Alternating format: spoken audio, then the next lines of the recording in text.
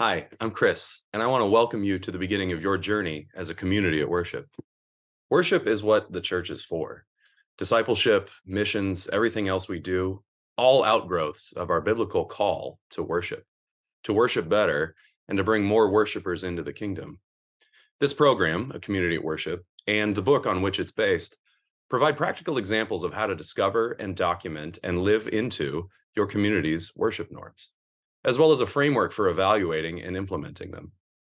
Furthermore, it is designed in such a way as to be usable by individuals or a team. We hope that by working through the content of this book within your own context, you'll be better equipped to answer that most important of calls, the call to worship. Now, you're probably asking yourself, what are worship norms?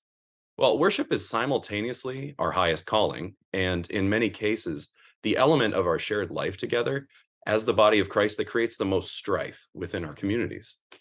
In over 50 years of combined ministry, Pastor Dan and I have found that a significant driver for that strife is simply not having the right language with which to discuss how and whom we worship.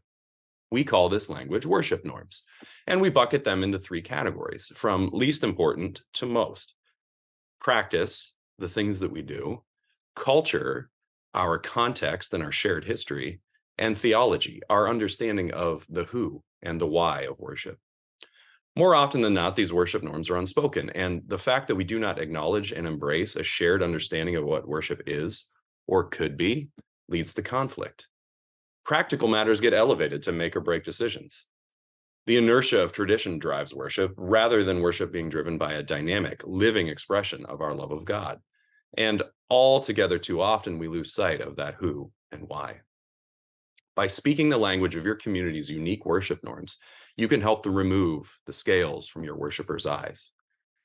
Finally, let me say that we are not interested in telling you the correct way to worship.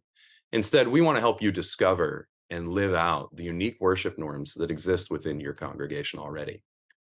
I am thankful to be on this journey with you, and I look forward with great expectation to what God is going to do in your midst as we grow together as worshipers.